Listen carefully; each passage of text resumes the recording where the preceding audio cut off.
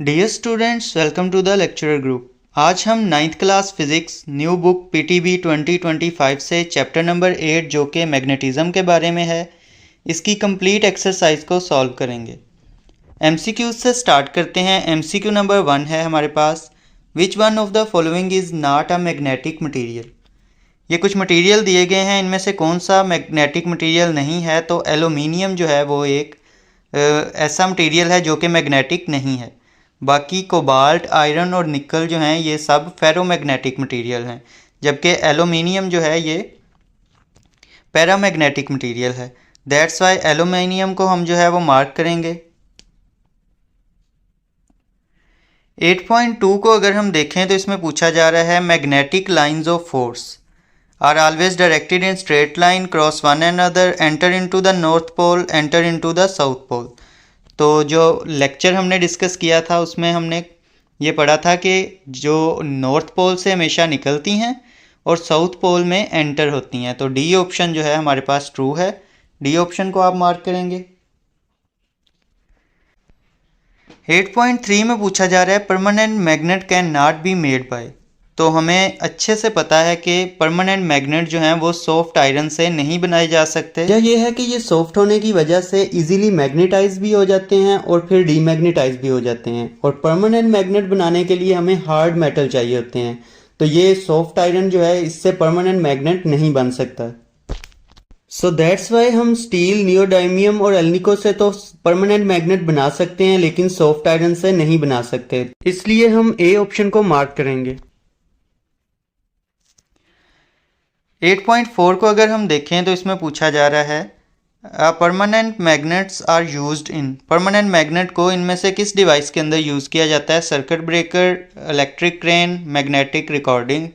इन तीनों के अंदर तो हमें याद होगा, हमने पढ़ा भी था कि ये हम इलेक्ट्रोमैग्नेट यूज़ करते हैं, जबकि लाउड स्पीकर जो है उसके अंदर हम परमानेंट मैग्नेट का इस्तेमाल करते हैं।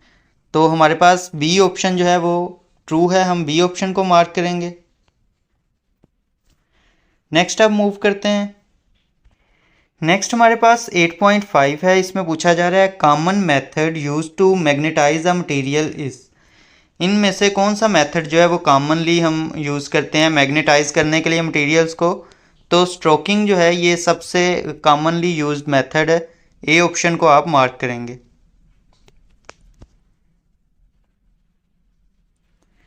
नेक्स्ट हमारे पास 8.6 है। इसमें पूछा जा रहा है magnetic compass is placed around a bar magnet at 4 point as shown in the figure below, which diagram would indicate the correct direction of the field. तो आपको मैं अगेन रिवाइज करवा देता हूँ कि नॉर्थ से जो है वो निकलती हैं और साउथ में मैग्नेटिक फील्ड लाइन एंटर होती हैं, और नॉर्थ से साउथ की तरफ को डायरेक्शन होती है। यहाँ पे अगर आप सी ऑप्शन को देखें तो नॉर्थ से निकल रही हैं, यहाँ से इस तरह से घूमकर वापस साउथ में एंटर हो रही हैं, और इधर से भी नॉर्थ से निकल रही हैं और साउथ में जाके एंटर हो रही हैं। तो सी ऑप्शन जो है ये ट्रू है हमारे पास, इसको मार्क करेंगे। नेक्स्ट मूव करते हैं। 8.7 है हमारे पास a steel rod is magnetized by double touch stroking method, which one would be the correct polarity of the A B magnet. अब यहाँ पे आप देख सकते हैं नॉर्थ और साउथ पोल हैं और इधर नॉर्थ और साउथ पोल हैं। अब ये साउथ पोल को इस वाली साइड पे स्ट्रोक करवाया जा रहा है और नॉर्थ पोल को इस वाली साइड पे। सिंपल सा रूल है, जिस साइड को जिस पोल से स्ट्राइक करवाया जा रहा है उसका ऑपोजिट पोल उस साइड पे डेवलप होगा। यानी इधर साउथ पोल से स्ट्रोक करवाया जा रहा है तो नॉर्थ पोल डेवलप होगा, यहाँ पे नॉर्थ पोल से स्ट्रोक करवाया जा रहा है तो साउथ पोल डेवलप होगा। इसको अगर आप समझना चाहते हैं तो बुक में वाज़े तौर पे लिखा है, पेज 174 है। इसमें अगर आप ऊपर मूव करें तो यहाँ पे डबल टच मेथड एक्सप्लेन किया गया है। इसके लास्ट पैराग्राफ को देखें। In both cases the pole produce at the ends of magnetized steel bar after stroking are of the opposite polarity to that of the stroking pole।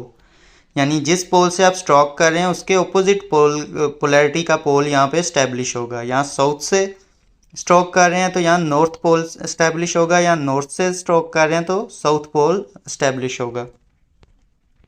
तो A option हमारे पास true है। यहाँ पे देखें south वाली side पे north और north वाली साइड पे साउथ, तो नॉर्थ और साउथ। अब ये वाले जो हैं ये कन्फ्यूजन काज करने के लिए होते हैं, इनमें आपने नहीं उलझना। स्टील बार ने एक बार एक साइड पे नॉर्थ और एक साइड पे साउथ ही प्रोड्यूस होना है, तो ए ऑप्शन को आप मार्क करेंगे। 8.8 को अगर हम देखें तो इसमें पूछा जा रहा है the best material to protect a device from external magnetic field is. तो सॉफ्ट मेटल के बारे में हमने पहले भी पढ़ा था कि वो इजीली मैग्नेटाइज हो जाते हैं, यानी कि बाहर वाली एक्सटर्नल मैग्नेटिक फील्ड को अपने अंदर से गुजारेंगे, पाथ प्रोवाइड करेंगे, जिसकी वजह से वो अंदर वाली डिवाइस को कोई नुकसान नहीं पहुंचाएगी। और फिर जैसे ही एक्सटर्नल मैग्नेटिक फील्ड ख़त्म होगी वो डीमैग्नेटाइज भी हो जाएंगे उसी टाइम, तो बाद में वो अपनी मैग्नेटिक फील्ड से भी जो है वो अंदर वाली डिवाइस को कोई नुकसान नहीं पहुंचाएंगे। तो अगर हार्ड मेटल यूज़ किए जाते तो वो मैग्नेटाइज हो जाते और बाद में भी अंदर वाली डिवाइस को भी नुकसान पहुंचाते। तो इस वजह से हम सॉफ्ट आयरन को यूज़ करेंगे। डी ऑप्शन हम मार्क करेंगे। नेक्स्ट अब हमारे पास शॉर्ट क्वेश्चन आंसर्स हैं।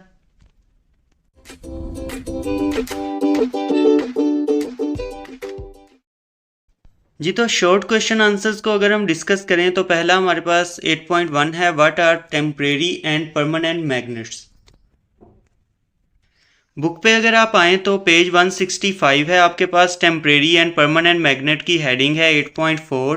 इसमें फर्स्ट पैराग्राफ में टेम्परेरी मैग्नेट के बारे में बताया गया है और लास्ट वाले में परमानेंट मैग्नेट। बुक से मैं शॉर्ट क्वेश्चन आंसर्स आपको बता तो रहा हूँ, लेकिन हम मेन पॉइंट्स जो हैं इनको शॉर्ट नोट्स में ही डिस्कस कर लेते हैं। तो मैं आपको इसका भी मेन आइडिया जो है वो शॉर्ट नोट्स में छोटे छोटे पॉइंट्स में आंसर दिए गए हैं उनसे आपको एक्सप्लेन कर देता हूँ। बुक से ढूंढना समटाइम जो है वो डिफ़िकल्ट होता है, एक एक लाइन में जो है वो पैराग्राफ के अंदर जाके उसे हाईलाइट करना पड़ेगा, इस वजह से मैंने ऑलरेडी लिखे हुए हैं। ये तो इसको आप यूं लिख सकते हैं, temporary magnets are material like soft iron that become magnet only when placed in a magnetic field, they lose their magnetism once the external field is removed. इस पॉइंट को हम एमसीक्यूज में भी बारहा डिस्कस कर चुके हैं कि जो सॉफ्ट आयरन होते हैं, सॉफ्ट मेटल होते हैं, वो टेम्परेरी मैग्नेट्स होते हैं। जब उनको मैग्नेटिक फील्ड में रखा जाए तो उस वक्त तो उनके अंदर मैग्नेटिक प्रॉपर्टीज़ डेवलप हो जाती हैं, लेकिन जैसे ही रिमूव किया जाए तो वो भी अपनी मैग्नेटिज्म खो देते हैं। तो उन्हें इस वजह से नेम भी सजेस्ट कर रहा है कि टेम्परेरी मतलब वक्ती है, कुछ देर के लिए। परमानेंट मैग्नेट जो है वो नेम सजेस्ट कर रहा है कि परमानेंट है, यानी they can retain their magnetic properties permanently and are made from steel और स्पेशल अलॉय लाइक एल्निको और फेराइट। तो परमानेंट मैग्नेट जो हैं वो मैग्नेटाइज हो जाएं तो वो अपनी प्रॉपर्टीज़ को रिटेन करते हैं। सेकेंड क्वेश्चन पे अब हम मूव करते हैं, define magnetic field of a magnet. एक मैग्नेट की मैग्नेटिक फील्ड जो है उसको हमने डिफाइन करना है। A magnetic field is the region around a magnet where a magnetic object experience a force. Magnet के इर्द गिर्द का वो एरिया जहाँ तक उस मैग्नेट का की जो फोर्स है, पुशिंग और पुलिंग फोर्स जो है वो एक्सपीरियंस की जा सकती है by other magnetic object. It is basically invisible but can be visualized using a magnetic line of force. Basically तो ये नज़र नहीं आती लेकिन विजुलाइज की जा सकती है डिफरेंट मेथड से। तो ये याद रखना है कि मैग्नेट के अराउंड वो एरिया है जहाँ तक मैग्नेट की फोर्स लग सकती है, मैग्नेट जो है वो दूसरे मैग्नेटिक मटेरियल्स को अट्रैक्ट कर सकता है या रिपेल कर सकता है। 8.3 को अगर हम देखें तो इसमें पूछा जा रहा है what are magnetic lines of force. Magnetic lines of force के बारे में बताना है। ये इमेजिनरी लाइंस हैं that represent the direction and strength of magnetic field. ये बेसिकली दो चीज़ें हमें बताती हैं, डायरेक्शन और स्ट्रेंथ। डायरेक्शन तो आपको एरो से नज़र आ जाती है, स्ट्रेंथ कैसे बताती हैं याद होगा, लेक्चर में एक्सप्लेन किया था।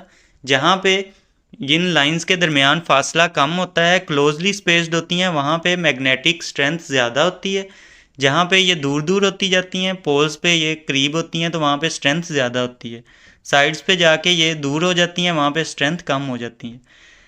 These lines originate from the north pole of a magnet and end at the south pole. तो स्टार्ट होती हैं नॉर्थ पोल से, निकलती हैं और साउथ पोल में एंटर होती हैं। 8.4 में पूछा जा रहा है name some uses of permanent magnet and electromagnets. Permanent magnet के यूजेस हैं electric motor, generator, loud speakers, refrigerator, doors, magnetic separators, thermometers. इसी तरह अगर हम इलेक्ट्रोमैग्नेट की बात करें तो electric bells, relays and circuit breaker, जिनको बड़ा एक्सप्लेन करके हमने पढ़ा था, टेलीफोन्स के अंदर भी cranes for lifting heavy iron object, maglev train को भी हमने डिस्कस किया था। नेक्स्ट हमारे पास 8.5 है, what are magnetic domains. Magnetic domains क्या होती हैं? Magnetic domains are small region within a ferromagnetic material where atoms are aligned in the same magnetic direction. ये बेसिकली फेरोमैग्नेटिक मटीरियल के वो छोटे छोटे पोर्शंस होते हैं जिनके अंदर जो एटम्स हैं उनकी अलाइंड होती हैं मैग्नेटिक फील्ड की direction. Each domain act like a small magnet, और वो पूरी डोमेन जो है वो एक स्मॉल मैग्नेट की तरह बिहेव करती है। उसका नॉर्थ पोल होता है, एक साउथ पोल होता है। When domains align the material become magnetised, और जब ये तमाम डोमेन्स एक ख़ास डायरेक्शन में अलाइन कर दी जाएं तो पूरा मटीरियल जो है वो मैग्नेटाइज्ड हो जाता है। पेज 173 है, यहाँ पे आप मैग्नेटिक डोमेन्स को देख सकते हैं। 0.1 mm के रीजन होते हैं तकरीबन, ये आपको नज़र आ रहे हैं। ये अभी सब जो हैं वो अलाइंड नहीं है, यहाँ पे तमाम जो रीजन्स हैं, डोमेन जो हैं वो अलाइन हो चुकी हैं। नेक्स्ट हमारे पास 8.6 है, which type of magnetic field is formed by a current carrying long coil. Current carrying long coil से किस तरह की मैग्नेटिक फील्ड बनती है? A current carrying long coil, जिसे हम सोलेनॉइड बोलते हैं, produce a magnetic field similar to that of a bar magnet with well defined north and south pole. और इसके लिए जो है हम वो थंब रूल यूज़ करते हैं। पेज 172 के ऊपर आप इसको देख भी सकते हैं, यहाँ पे एक सोलेनॉइड बनाया गया है। ये करंट कैरिंग लॉन्ग वायर है, ठीक है। इसमें भी देख लें नॉर्थ और साउथ पोल बनते हैं। किस तरह से हम नॉर्थ और साउथ पोल की डायरेक्शन फाइंड कर सकते हैं ये भी बता देता हूँ। पेज 174 पे making a magnet using solenoid में यहाँ पे आप देख सकते हैं ये ग्रिप द सोलेनॉइड, ये राइट हैंड ग्रिप रूल के थ्रू हमने जो है वो फाइंड आउट करना है। Grip the solenoid with right hand such that finger are curled around the direction of current. और डायरेक्शन क्या है? पॉजिटिव से नेगेटिव, ठीक है, पॉजिटिव से नेगेटिव, ये ओल्ड मेथड है। In the solenoid then the thumb point the end pole of the bar. अब यहाँ पे देखें पॉजिटिव से नेगेटिव की तरह इस तरह से मूव कर रहा है, तो उसने फिंगर्स को भी उधर को ही कर्ल किया है। तो ये जो थंब है ये नॉर्थ साइड को कर रहा है पॉइंट, और उसके अपोजिट साइड साउथ होगी। 8.7 को देखें तो इसमें पूछा जा रहा है differentiate between paramagnetic and diamagnetic materials. Page 172 है हमारे पास, यहाँ पे आएंगे तो पैरामैग्नेटिक मटेरियल और डायामैग्नेटिक मटेरियल दोनों के बारे में लिखा हुआ है। तो यहाँ से आप यूँ एक्सप्लेन करेंगे, if the orbital and spin axis of electron in an atom are so oriented that their field support one another and the atom behave like a tiny magnet, the material with such atom are called paramagnetic material. इसके जो electron हैं वो एक तो अपने axis पे घूम रहे हैं, साथ साथ एटम के इर्द गिर्द भी घूम रहे हैं, तो उनकी जो फोर्सेस हैं, जो फील्ड हैं, वो अगर तो एक दूसरे को सपोर्ट कर रही हैं तो वो एक टाइनी मैग्नेट की तरह एटम बिहेव करना शुरू कर देते हैं। वहीं अगर डायामैग्नेट की बात करें तो magnetic field produce by both orbital and spin motion of the electron in an atom में ऐड अप टू ज़ीरो। अगर उनको ऐड करें तो वो ज़ीरो हो जाती हैं। In this case the atom has no resultant field, और एटम की कोई अपनी रिजल्टेंट फील्ड नहीं बनती। इट्स मीन के मटेरियल जो है उसके एटम डायामैग्नेटिक मटेरियल, ऐसे एटम वाले मटेरियल्स को हम डायामैग्नेटिक मटेरियल बोलते हैं। Some of their examples are copper, bismuth, water. तो इनके अंदर मैग्नेटिक बिहेवियर शो नहीं होता। नोट्स में मज़ीद एक्सप्लेन करने के लिए ये कुछ पॉइंट्स लिखे हैं कि एटॉमिक बिहेवियर पैरामैग्नेटिक का एटम जो हैं वो टाइनी मैग्नेट की तरह बिहेव करते हैं। डायामैग्नेटिक के एटम जो हैं नो नेट मैग्नेटिज्म, उनके ऊपर कोई मैग्नेटिज्म नहीं होती। मैग्नेटिक इफेक्ट जो है वीक अट्रैक्शंस होती हैं, इनकी वीक रिपल्जन्स होती हैं। एग्जांपल जो है एलुमिनियम, लिथियम और इसकी कॉपर, वाटर, बिस्मथ। ये तो शॉर्ट आंसर्स हमने सॉल्व कर लिए हैं। अब हम कंस्ट्रक्टेड रिस्पॉन्स क्वेश्चन यानी CRQs की तरफ मूव करते हैं। पहला CRQ है, 2 bar magnet are stored in a wooden box, label the pole of the magnet and identify P and Q object. अब यहाँ पे हमें जो कॉन्सेप्ट पूछा जा रहा है ये बुक के अंदर एक्सप्लेन नहीं किया गया। बेसिक ये कॉन्सेप्ट है कि जब हमने दो मैग्नेट को प्रिजर्व करना होता है इस तरह के उनकी मैग्नेटिक प्रॉपर्टीज़ जो हैं वो लॉस्ट ना हो, वो डिस्टर्ब ना हो, वो कहीं डीमैग्नेटाइज ना हो जाएं, तो उसके लिए ये सारा ऑपरेटस जो है इस तरह से अरेंज किया जाता है एक वुडन बॉक्स, और उसके बाद जो है वो सॉफ्ट आयरन जो है वो प्लेस किया जाता है। तो इसको मैं एक्सप्लेन कर देता हूँ। सबसे पहले जो है लेबल करने हैं पोल्स। तो यहाँ पे थोड़ा सा नज़र भी आ रहा है कि ये नॉर्थ पोल है और ये हमारे पास साउथ पोल है, ये एन का सिंबल थोड़ा सा। तो बेसिक हमें वैसे भी पता है कि रेड जो है वो नॉर्थ होता है और जो ब्लूइश सा है वो हम साउथ से शो करते हैं। तो यहाँ पे मैं मेंशन कर देता हूँ, ये हमारे पास नॉर्थ है, ये हमारे पास साउथ है, और इसी तरह ये हमारे पास नॉर्थ है और ये हमारे पास साउथ है। ये इस तरह से क्यों है इसको भी मैं एक्सप्लेन करता हूँ। ये प्रोसेस बेसिकली बुक में एक्सप्लेन नहीं किया गया, ये मेथड है टू स्टोरिंग 2 बार मैग्नेट। इसमें क्या किया जाता है, arrange them side by side with north pole of one magnet facing the south pole of the other magnet. यानी एक का अगर नॉर्थ ऊपर है और साउथ नीचे है तो दूसरे का साउथ ऊपर होगा, नॉर्थ नीचे होगा, लाइक दिस। एक का नॉर्थ के सामने दूसरे का साउथ होना चाहिए और एक के साउथ के सामने दूसरे का नॉर्थ होना चाहिए, ऑपोजिट पोल होने चाहिए सामने, जिस तरह के उस वुडन बॉक्स में अरेंज किए गए हैं। प्लेस सॉफ्ट आयरन पीसीज, जिन्हें हम कीपर्स बोलते हैं, across the pole on both and.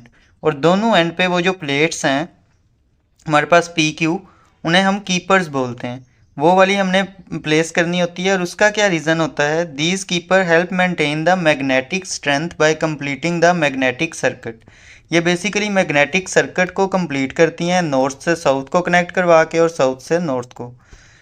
तो लाइक दिस यहाँ पे आप देखें, नॉर्थ से साउथ और साउथ को नॉर्थ से आयरन कीपर जो हैं वो कनेक्ट करवा के सर्किट को कंप्लीट करती हैं। यूज़ स्पेसर, स्पेसर को यूज़ किया जाता है non magnetic material like cardboard और वुड को हमने वहाँ पे एज अ स्पेसर यूज़ किया है to prevent the magnet from banging into each other, कहीं एक दूसरे से वो चिपके ना। ठीक है, और नेक्स्ट बस हमारा इतना आंसर ही है। ये अगेन मज़ीद बताया है कि keep away from heat moisture and strong external magnetic field, इससे भी उसकी जो है वो मैग्नेटिक प्रॉपर्टीज़ वीक नहीं होंगी। तो आपने जस्ट ये मेन बातें बतानी है, एक तो नॉर्थ पोल और साउथ पोल की डायरेक्शन आपको उसमें कंफर्म होना चाहिए आपको, और कीपर्स का पता होना चाहिए। ये तो इसको आपने यूँ एक्सप्लेन करना है कि ये हमारे पास नॉर्थ है, ये साउथ है, ये साउथ है, ये नॉर्थ है, और ये जो पी और क्यू हैं ये हमारे पास सॉफ्ट आयरन है। बेसिक इनका काम क्या होता है कि ये कनेक्ट करवाते हैं इनको, ताकि इनका जो सर्किट है वो कंप्लीट रहे। तो पी और क्यू का भी आपने बता दिया। नेक्स्ट 8.2 को देखें तो इसमें पूछा जा रहा है, steel bar has to be magnetized by placing it inside a solenoid such that end A of a bar become north pole and B become south pole. Draw circuit diagram of solenoid showing a steel bar inside it. अब simple सा सवाल है हमारे पास कि हमने एक steel bar से जो है वो सोलेनॉइड बनाना है, उसका ए जो एंड है, ये वाला एंड, ये हमारा नॉर्थ पोल बने और बी वाला जो है ये हमारा साउथ पोल बने। तो किस तरह से हम इसमें से करंट की डायरेक्शन क्या होगी कि हमारा ए जो साइड है वो नॉर्थ पोल बन जाए। पेज 174 पे अगर आप आएंगे तो यहाँ पे making a magnet using solenoid explain किया गया है। इसमें ऑलरेडी जो है वो एक स्टील बार से ही समझाया गया है। ठीक है, यहाँ पे लिखा हुआ है, a steel bar to be magnetized is place inside a solenoid. ठीक है, long coil the solenoid should have several hundred turns of insulated copper when direct current is pass through the solenoid steel bar become a magnet. और polarity जो है वो right hand grip rule से हम इस तरह से फाइंड आउट कर सकते हैं। तो सिंपल है, यहाँ पे उन्होंने ऑलरेडी उसका आंसर लिखा है, जस्ट आपने अब मेंशन क्या करना है। मेंशन आपने एक तो इस साइड पे ए मेंशन कर देना है कि ए को हमने नॉर्थ बनाना था स्टील बार की, और यहाँ पे बी साइड को आपने मेंशन कर देना। उसके साथ साथ एक डायग्राम को कंप्लीट करने की ज़रूरत है कि एक आप बैटरी साथ अटैच कर दें। सिंपल है, यहाँ से आप एक्सटेंड करेंगे लाइन को, यहाँ पे बैटरी लगा देंगे आप। ये आपका पॉजिटिव टर्मिनल है, यहाँ से वायर जा रही है, और ये आपका नेगेटिव टर्मिनल है। एरोज़ की डायरेक्शन आपने इसी तरह से लगानी है जिस तरह यहाँ पे दी गई है। और ये है राइट हैंड ग्रिप रूल जो है, इसका हैंड आप ड्रा ना करें तो भी ठीक है, ये ज़रूरी नहीं है कि हैंड भी आप ड्रा करें। और आपने ये जो एक्सप्लेनेशन है साथ वो भी लिख देनी है। तो ये आपकी एक कंप्लीट डायग्राम बन गई है जो कि उन्होंने मांगी थी, और उसके साथ साथ आपके पास एक्सप्लेनेशन भी है, उसको भी थोड़ा सा आप जो है वो मेंशन कर दीजिएगा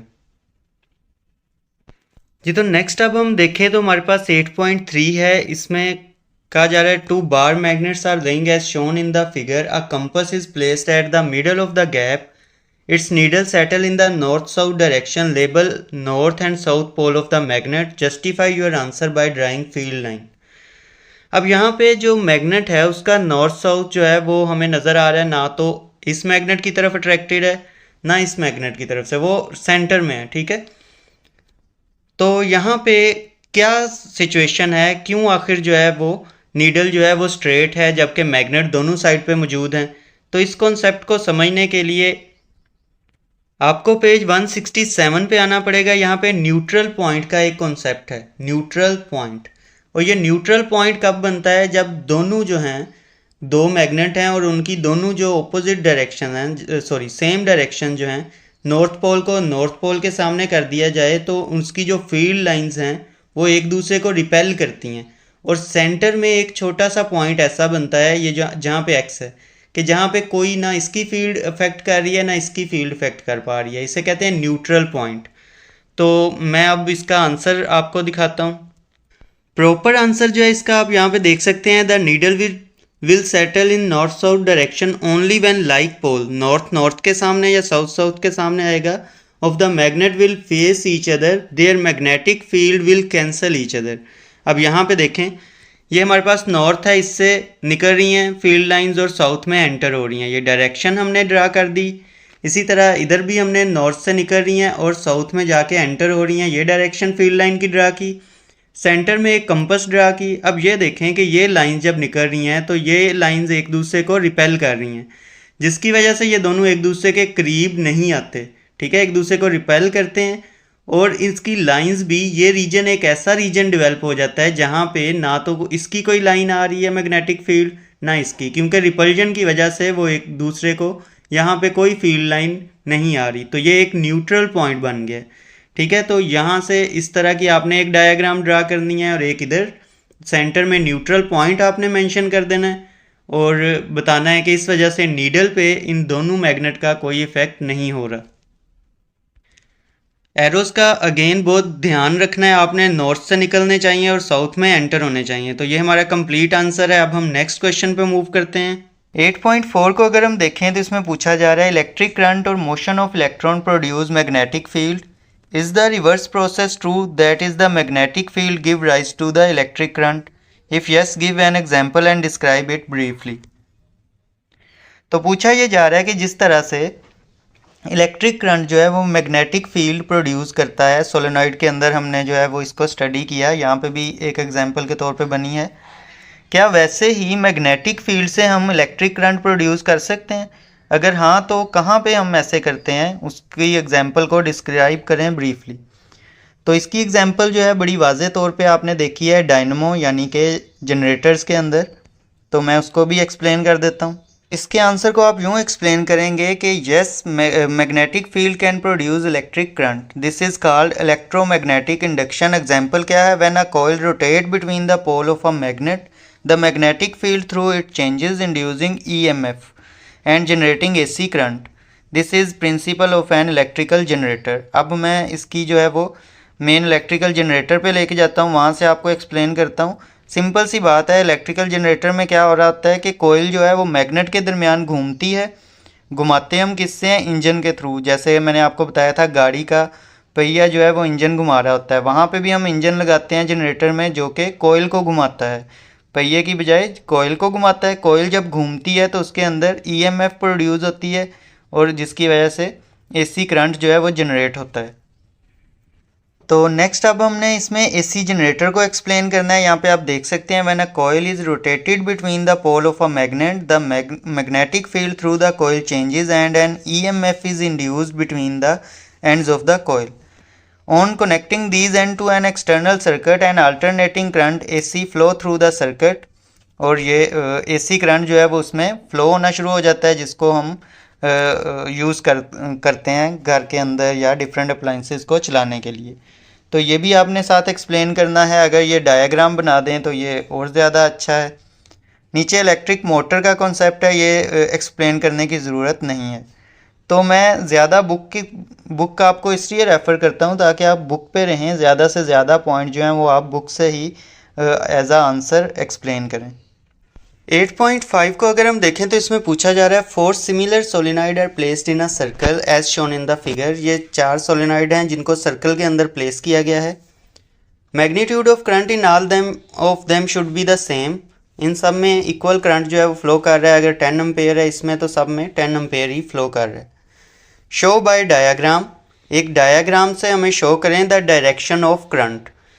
डायाग्राम से हमने क्या शो करनी है? डायरेक्शन करंट की in each solenoid such that, इस तरह के when the current in any one solenoid is turned off switched off the net magnetic field at the centre O is directed toward that solenoid. यानी कि इनमें से कोई एक भी सोलिनॉइड जो है वो अगर बंद कर दिया जाए तो जो बाकी तमाम सोलिनॉइड की नेट का मतलब क्या होता है ये भी आपने याद रखना है। नेट से मुराद होती है कि जो मतलब एक हम अर्न करते हैं, अगर कोई चीज़, अगर हमने 10 रुपये की कोई चीज़ ख़रीदी और 20 रुपये में बेची है तो उसमें प्रॉफिट हमें 20 रुपये का नहीं हुआ। नेट प्रॉफिट कितना हुआ? जस्ट हमें 10 रुपीज़, कि 10 रुपये तो उसकी ख़रीद थी। बिल्कुल यहाँ पे भी नेट से मुराद होगा कि किसी एक की भी एक्स्ट्रा, इन तीनों की जो आपस में कैंसिल आउट होगी उसके बाद जो किसी एक की जो लास्ट पे बच जाएगी उसे हम नेट कहेंगे। तो ये उस नेट फोर्स की बात कर रहे हैं। The net magnetic field at the centre O is directed toward that solenoid, कि इनमें से जो कैंसिल आउट होती होंगी वो कैंसिल आउट हो जाएं और जो लास्ट वाले की बच जाएगी वो हमने देखनी है कि उस सोलेनॉइड की तरफ लगे जो कि हमने टर्न ऑफ किया है। तो इस सवाल को सॉल्व करने से पहले मैं थोड़ा सा आपको ये वाला क्वेश्चन रिमाइंड करवा दूं 8.3 जिसमें हमने न्यूट्रल पॉइंट फाइंड आउट किया था। तो यहाँ पे भी हम जो है वो न्यूट्रल पॉइंट का जो कॉन्सेप्ट इस्तेमाल करेंगे। तो यहाँ पे आ जाएं। अब हमने देखना है कि हमने किसी तरह करंट जो है इसके अंदर वो इस तरह से डायरेक्ट करवाना है कि तमाम जो सोलेनॉइड हैं उनका जो एन पोल है वो सेंटर में आ जाए। ठीक है, एन पोल जो है नॉर्थ पोल वो सेंटर में आ जाए। इसकी क्या वजह है? देखें, अगर नॉर्थ पोल सेंटर में, आपको पता है कि नॉर्थ से मैग्नेटिक फील्ड लाइन निकलती हैं, तो यहाँ से इस साइड को जाएंगी, इधर से भी इस साइड को जाएगी, इधर से भी इस साइड को जाएगी और इधर से भी इस साइड को। अब ये सारी जो हैं वो सेंटर की तरफ डायरेक्टेड हैं, लेकिन सेंटर पे एक न्यूट्रल पॉइंट बन जाएगा क्योंकि ये सारी एक दूसरे को कैंसिल आउट कर रही हैं, एक दूसरे को रिपेल कर रही हैं। तो सेंटर के ऊपर फ़िलहाल क्या है? एक न्यूट्रल पॉइंट बना हुआ है। ठीक है, मैं इनको दूसरी तरह से भी अरेंज करके दिखाता हूँ। अगर तो हमने नॉर्थ पोल क्रिएट कर लिए सेंटर में तो इस तरह की सिचुएशन बनेगी कि इधर से भी मैग्नेटिक फील्ड इस तरह से रिपेल हो जाएगी, इधर से भी और इधर से भी। हर एक की जो नॉर्थ पोल से मैग्नेटिक फील्ड निकल रही है वो रिपेल हो जाएगी। सेंटर में कोई फील्ड नहीं होगी, सेंटर में एक न्यूट्रल पॉइंट बन जाएगा। ठीक है, लेकिन अगर इनमें से कोई एक टर्न ऑफ हो जाए, किसी एक की मैग्नेटिक फील्ड जो है वो बंद कर दी जाए, लेट्स से ये वाले की मैग्नेटिक फील्ड जो है ए वाले की हमने बंद कर दी, तो अब क्या होगा कि इन दोनों की तो एक दूसरे को कैंसिल आउट कर देंगी, लेकिन ये जो सी वाला है इसके ऑपोजिट वाला, इसकी मैग्नेटिक फील्ड स्टिल जो है इस साइड को एक्ट कर रही है। इन दोनों की कैंसिल आउट हो जाएंगी आपस में और नेट जो है वो इस वाले की बच जाएगी और वो पॉइंट हो जाएगी जो क्लोज है उसकी तरफ। इसी तरह अगर हम किसी और को भी क्लोज कर देते हैं, लेट्स से मैं सारा क्लियर कर देता हूँ, सी वाले को अगर हम क्लोज कर देते हैं इसको, तो इसकी मैग्नेटिक फील्ड जो है नॉर्थ से इस वाले की कैंसिल आउट हो जाएगी इन दोनों की आपस में, और जो रिमेनिंग है लास्ट वाले की, ये वाली मैग्नेटिक फील्ड स्टिल जो है वो सी वाले पॉइंट को डायरेक्ट करेगी। तो हर बार जो है इस तरह से जो सोलेनॉइड हम बंद करेंगे उसकी तरफ को मैग्नेटिक फील्ड जो है वो पॉइंट करेगी। तो ये कॉन्सेप्ट समझने के बाद अब हमने जो मेन काम करना है वो क्या है? Show by diagram the direction of current in each solenoid. अब हमने वो डायरेक्शन बतानी है करंट की जिससे हर सोलेनॉइड में नॉर्थ पोल जो है वो अंदर वाली साइड पे क्रिएट हो। नॉर्थ पोल जो है वो अंदर वाली साइड पे किस तरह से क्रिएट करना है, इसको समझने के लिए दो चीज़ें हैं अब हमारे पास। एक तो राइट हैंड ग्रिप रूल है, जिसमें ये जिस डायरेक्शन में आपके एरो जा रहे हैं उस डायरेक्शन में आपने फिंगर्स को कर्ल करना है और आपका राइट हैंड की, और आपके जो थंब होगा वो पॉइंट करेगा नॉर्थ डायरेक्शन को। ठीक है, अभी आप अपना हाथ सामने लाएं सी के लिए। फिंगर्स जो हैं वो आपकी हथेली जो है वो आपकी मोबाइल वाली स्क्रीन की साइड को होगी और फिंगर्स आपकी अंदर की तरफ को कर्ल होंगी, क्योंकि करंट जो है वो यहाँ नीचे से इस साइड को ऊपर से नीचे को जा रहा है, तो आपकी फिंगर्स भी आगे को कर्ल होंगी और जो आपका थंब है वो नॉर्थ पोल बता रहा है, यानी कि इस साइड पे है। दूसरा तरीका ये होता है कि जो जिस साइड पे आपने पोल देखना है उस साइड पे आप करंट की रोटेशन देख लें कि वो क्लॉकवाइज है या एंटी क्लॉकवाइज है। तो इस वाले पॉइंट को अगर मैं सीधा करता हूँ तो लेट्स से ये हमारे पास सोलेनोइड का मेन जो आयरन कोर है वो है, और इसके बाहर ये वाली जो लाइन जा रही है ये इस तरह से करंट लेके जा रही है। ठीक है, यहाँ से इस साइड को। तो अब आप देखें क्या ये क्लॉक की डायरेक्शन में है, क्लॉक तो इस डायरेक्शन में मूव करती है ना, यहाँ पे 12 होता है, यहाँ पे 3, यहाँ पे 6, तो क्लॉक की डायरेक्शन के ऑपोजिट जा रही है। इट्स मीन के इस साइड पे नॉर्थ पोल है। और दूसरा इसी तरह आपने यहाँ पे भी देखा तो यहाँ पे भी नॉर्थ पोल क्रिएट हो रहा है, क्योंकि एंटी क्लॉकवाइज है, यहाँ से भी ऐसे जा रहा है करंट, जबकि क्लॉक के लिए ऐसे जाना चाहिए। इस वाली को भी देखेंगे तो इसमें भी करंट जो है वो ऐसे जा रहा है, जबकि क्लॉक के लिए इस तरह से जाना चाहिए। तो यहाँ पे भी देख लें, इधर भी नॉर्थ पोल इसीलिए है कि करंट जो है वो ऐसे जा रहा है, जबकि आप इसको सीधा करके व्यू करेंगे तो।